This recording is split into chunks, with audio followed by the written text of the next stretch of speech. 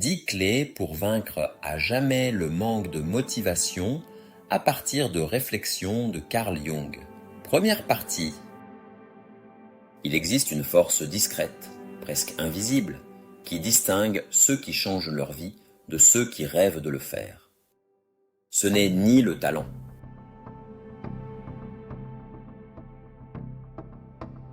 ni la chance,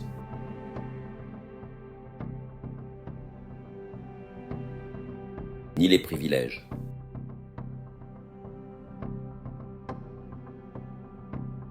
C'est quelque chose de plus simple, mais infiniment plus puissant. Une forme d'énergie intérieure capable de te faire avancer. Même lorsque tout en toi voudrait procrastiner, voire carrément laisser tomber.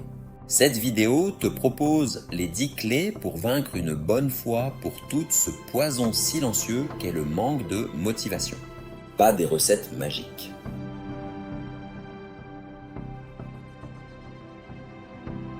Pas des astuces à 3 sous.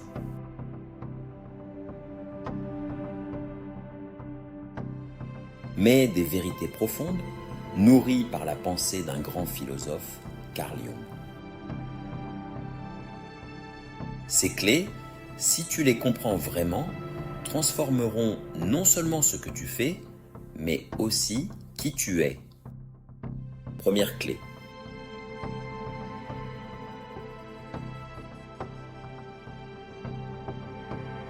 La discipline ne commence pas quand on se sent prêt, mais quand on agit malgré tout. La discipline n'est pas un élan, c'est un choix. Combien de fois as-tu attendu de te sentir prêt pour commencer quelque chose d'important? Combien de projets as-tu laissé dormir parce que l'énergie n'était pas là ce jour-là? C'est l'erreur la plus fréquente et la plus coûteuse des personnes en panne de motivation. Elles attendent un signal intérieur. Une sorte d'étincelle magique. La bonne humeur, l'élan, le moment parfait.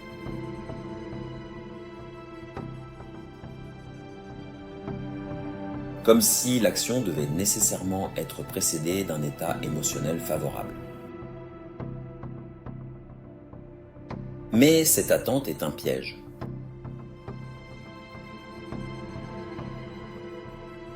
L'erreur la plus fréquente, c'est de croire que l'élan précède l'action. On attend de se sentir motivé, concentré, inspiré.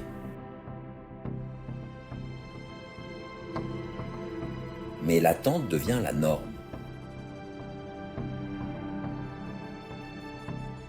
La paresse devient une habitude.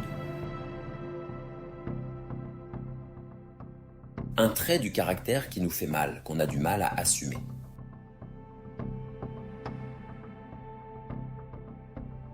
Et chaque jour où tu attends, tu recules sans le savoir.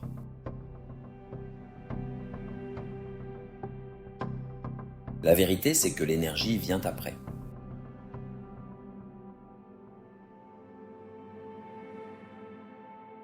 Pas avant. Elle suit le mouvement. Elle ne le précède pas. C'est lorsque tu bouges, malgré l'envie absente, que tu actives une autre forme d'élan. Une énergie plus profonde. Moins bruyante, mais plus stable. Ce n'est pas de l'excitation, c'est de l'alignement.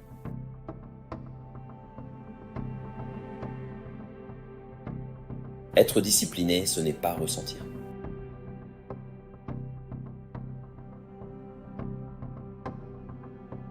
C'est décider.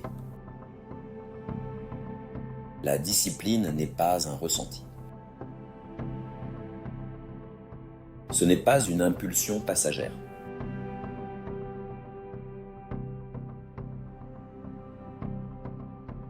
C'est une décision. Une affirmation lucide, presque silencieuse, que tu prends même quand ton corps résiste, quand ton mental négocie, quand ton cœur doute. Tu peux être épuisé. Tu peux avoir la flemme.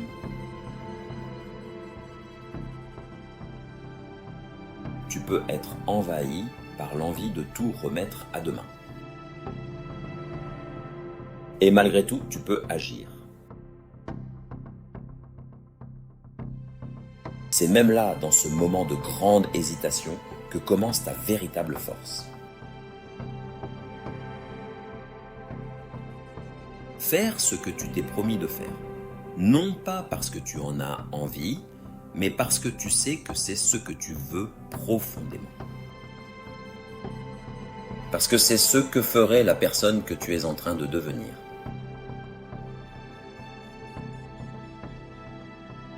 Chaque fois que tu fais ce choix, tu envoies un message clair à toi-même.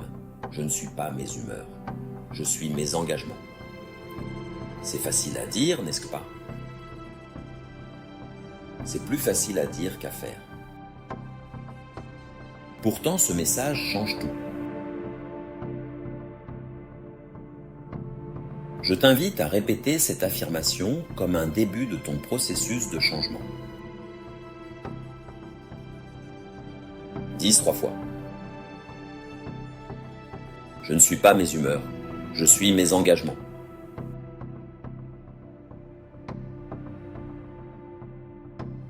Oui.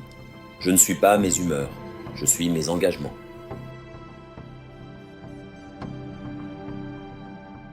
Oui. Je ne suis pas mes humeurs, je suis mes engagements. Bravo à toi, ce message peut tout changer.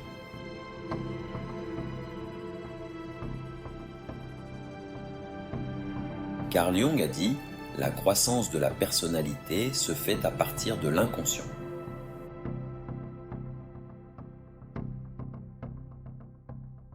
Répéter, exprimer des affirmations modifie notre inconscient. Nos pensées agissent sur nous comme de déclencheurs.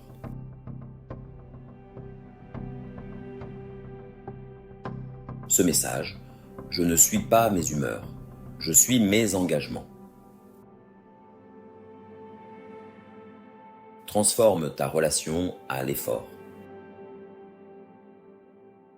Il transforme ta perception de toi-même. Tu n'es plus un simple être ballotté par ses émotions, tu deviens quelqu'un qui avance même quand l'élan est absent. Quelqu'un qui construit même quand l'envie s'efface.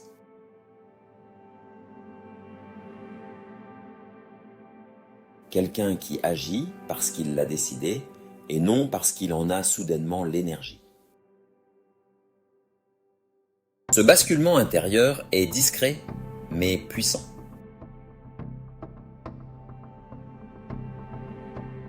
Il marque le passage d'une existence réactive à une existence dirigée. Et c'est ce passage, répété, nourri, entretenu, qui te libère durablement du manque de motivation. Clé 2. Arrête de négocier avec toi-même. Le plus grand saboteur de ta motivation, ce n'est pas la fatigue. Ce n'est pas ton emploi du temps.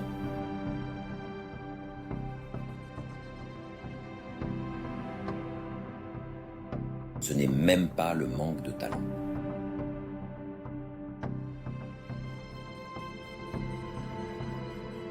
C'est la négociation mentale permanente.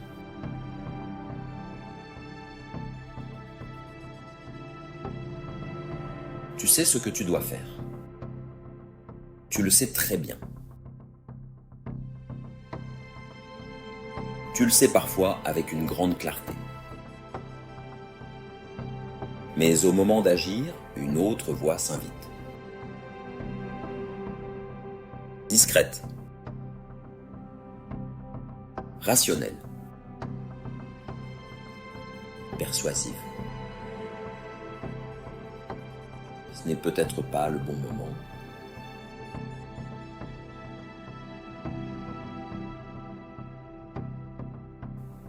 Tu as déjà beaucoup donné cette semaine.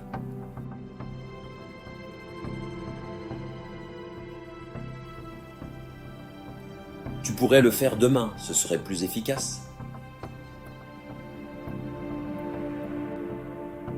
Tu as besoin de repos pour être à 100%. Et sans t'en rendre compte, tu te retrouves dans un procès intérieur.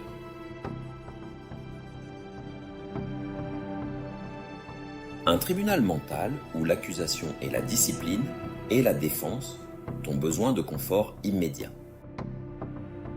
Tu te sens tiraillé. Tu sais au fond de toi que tu ne donnes pas tout ce que tu es capable de donner. Tu culpabilises. Le problème, ce n'est pas tant la tâche que tu repousses. C'est l'énergie mentale que tu perds à discuter avec toi-même.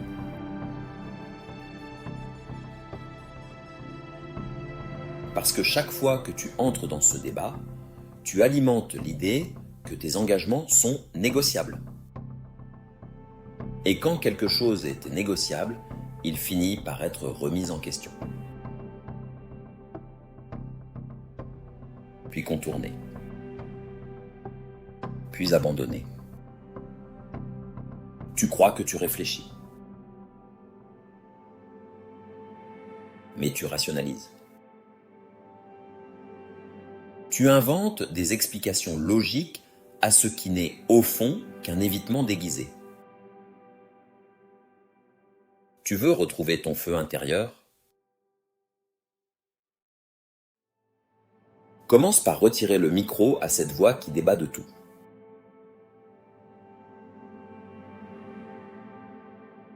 Prendre une décision une fois. Pas 100 fois. Décide une fois que tu fais du sport 3 fois par semaine. Décide une fois que tu te lèves à telle heure. Décide une fois que tu avances ton projet chaque jour.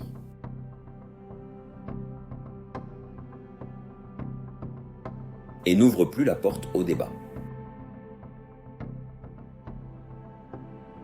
C'est dans cette simplicité que réside une forme de puissance rare. Quand tu élimines l'hésitation, tu récupères ton énergie.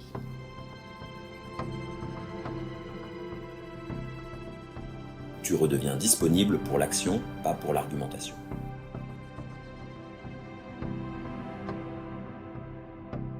Ne te demande plus si tu as envie.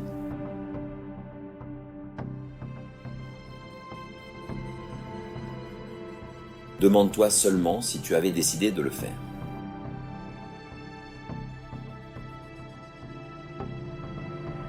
Et si la réponse était oui, alors fais-le.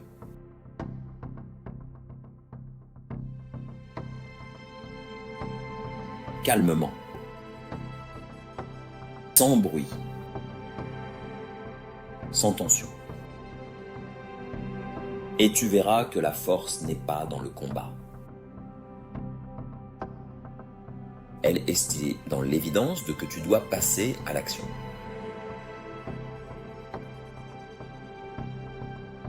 Clé 3.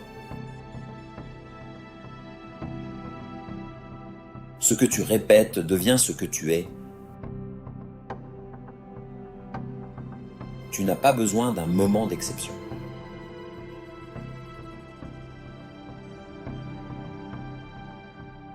Tu n'as pas besoin d'un exploit.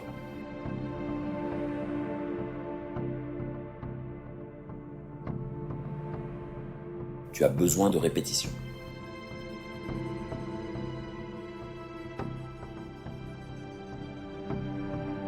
C'est une idée simple.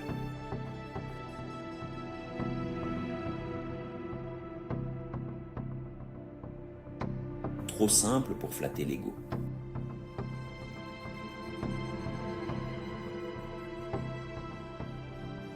mais assez puissante pour transformer une vie entière.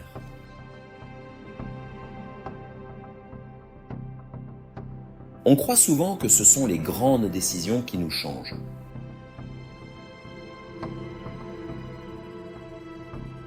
Les résolutions du Nouvel An,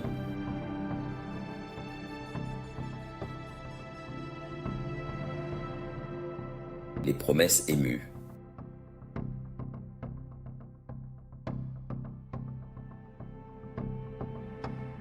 les engagements spectaculaires.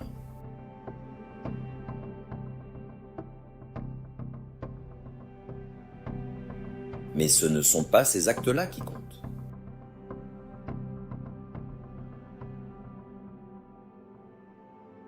Ce sont les minuscules choix répétés chaque jour, souvent sans témoin.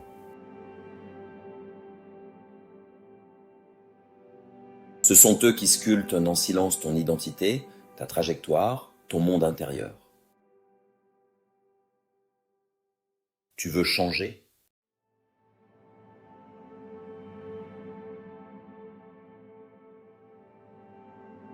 Tu veux vraiment changer ?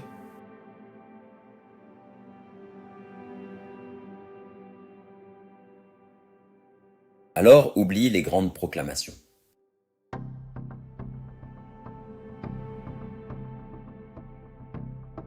Et regarde ce que tu refais.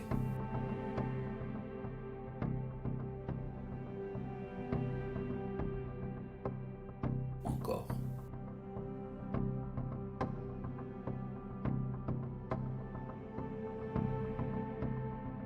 Et encore.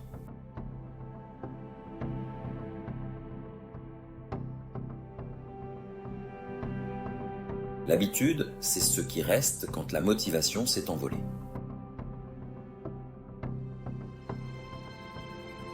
C'est ceux qui survivent aux fluctuations.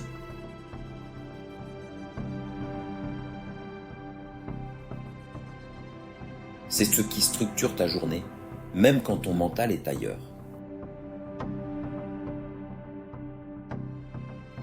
C'est certain que ce que tu fais qu'une fois ne te définit pas.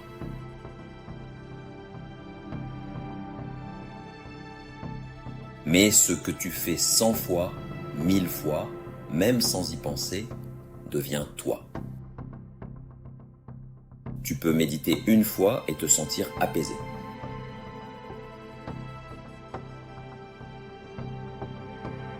Mais si tu médites chaque jour, tu deviens une personne calme. Tu peux lire un livre et apprendre quelque chose.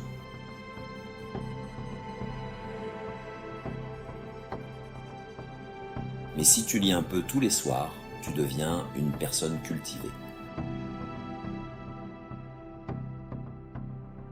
Tu peux faire une séance de sport et transpirer.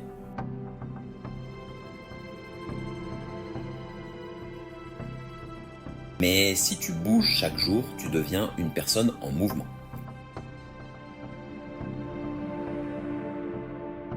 La transformation n'est pas un moment.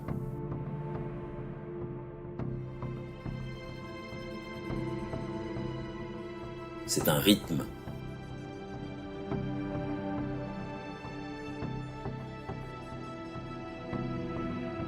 Et ce rythme s'installe dans l'ombre.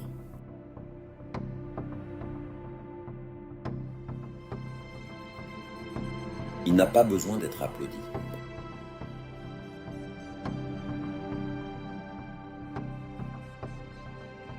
Il a juste besoin d'être tenu.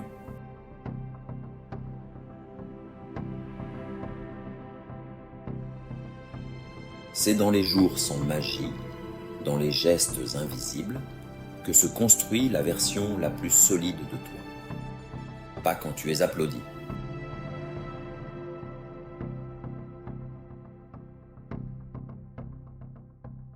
Même si les autres sont toujours admiratifs des personnes capables de tenir ces engagements sur la durée.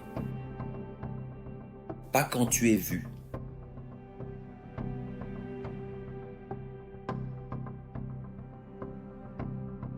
Mais quand personne ne regarde, et que tu fais quand même ce que tu t'étais promis.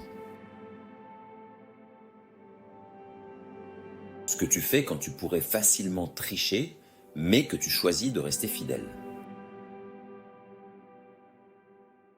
Ce que tu fais quand il serait plus simple d'abandonner, mais que tu continues. Ce que tu fais quand il n'y a aucune récompense immédiate, mais que tu passes à l'action quand même. Cette régularité-là est discrète.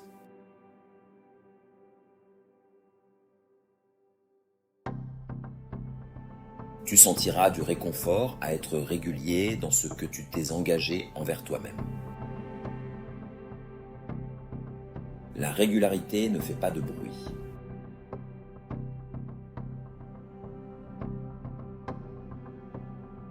Mais elle devient au fil du temps inarrêtable.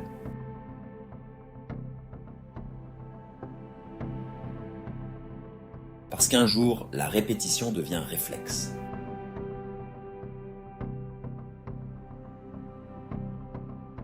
Et le réflexe devient nature.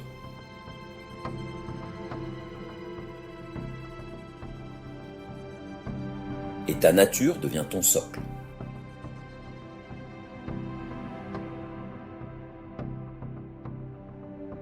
Et ce socle, personne ne peut te l'enlever.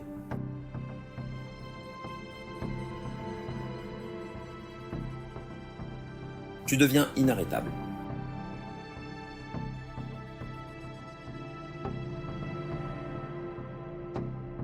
Clé 4.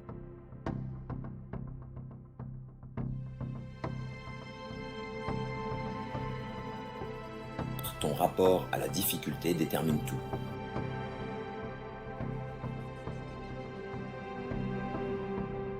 Tu veux évoluer ?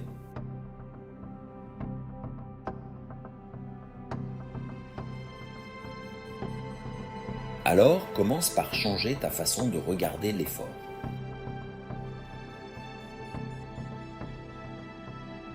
Si c'est facile, tout le monde peut le faire.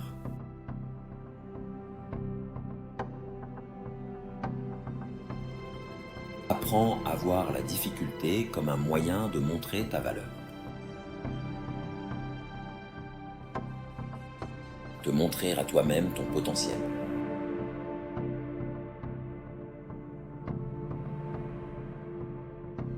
Tant que tu vois la difficulté comme quelque chose de négatif, tu abandonneras dès qu'elle se présente. C'est peut-être ce que tu fais déjà. Mais à la fin de ces 10 clés, tu auras les armes nécessaires pour t'épanouir dans la difficulté. Si tu vois la difficulté comme un passage naturel, une condition de croissance, elle ne t'arrêtera plus. La difficulté n'est pas le mur. C'est la porte. Et ceux qui avancent sont ceux qui ont compris que le malaise n'est pas à fuir, mais à traverser. Chaque moment d'inconfort est un appel à redéfinir ta tolérance à l'effort. Ce n'est pas une punition. C'est l'entraînement invisible de ton mental. Et plus tu t'y exposes volontairement, plus tu deviens libre.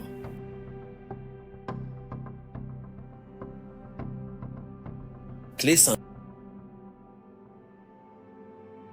Tu ne peux pas grandir sans rompre avec une ancienne version de toi. Beaucoup de gens veulent évoluer, mais très peu sont prêts à perdre ce qui doit disparaître.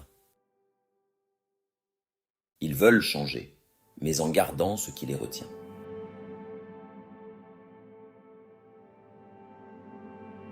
Un nouveau corps sans toucher à leur zone de confort.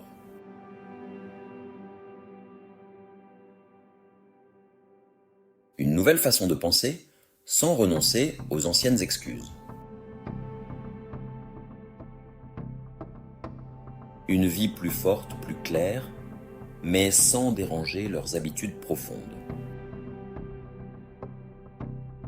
Ils veulent avancer sans rien lâcher.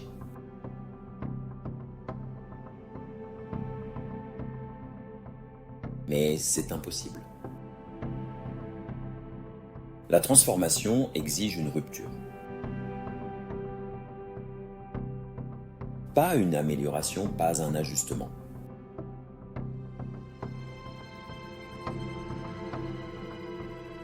Une rupture, un effondrement. Et c'est là que beaucoup abandonnent.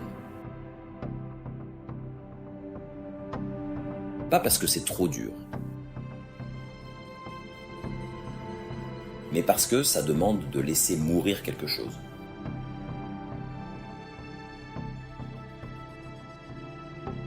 Carl Gustav Jung l'a formulé avec une précision brutale. Toute transformation suppose comme condition préalable la fin d'un monde, l'effondrement d'une ancienne philosophie de vie. Tu ne peux pas bâtir un nouveau toit sur les fondations de ce qui t'a épuisé. Tu dois reconnaître qu'une partie de toi, une façon de penser, de réagir, d'éviter, doit s'arrêter là. Et ça, ce n'est pas facile. Parce qu'il y a du confort dans l'ancien.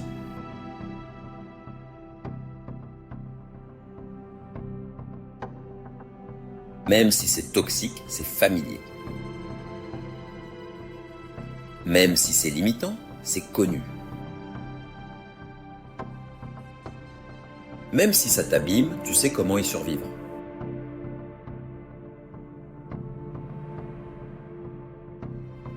Ce que tu ressens comme un manque de motivation parfois, ce n'est pas de la paresse.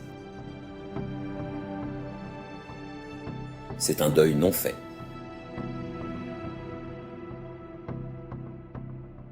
Le deuil de l'ancien toi. Celui que tu dois quitter pour grandir.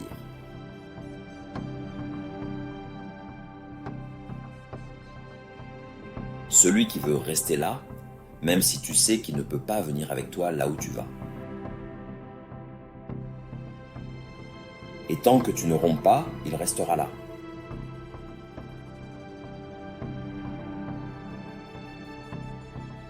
Il pèsera dans ton sac. Il parlera dans ta tête. Il ralentira chacun de tes pas.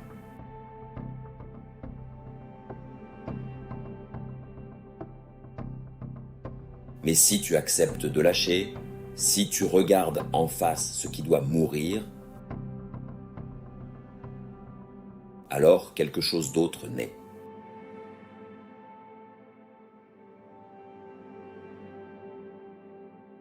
Pas une motivation de surface.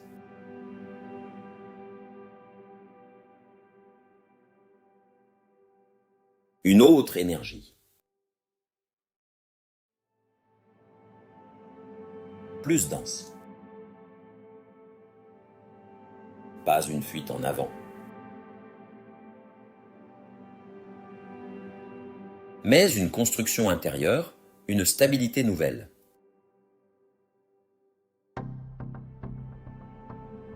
Tu ne fais plus les choses pour échapper à l'ancien.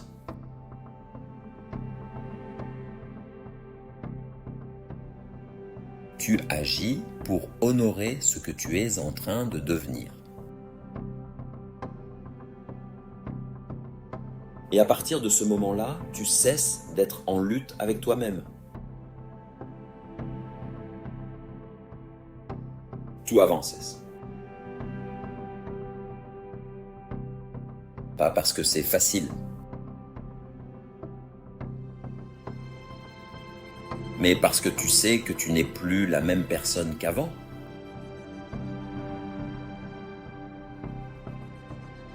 Et que revenir en arrière n'est plus une option.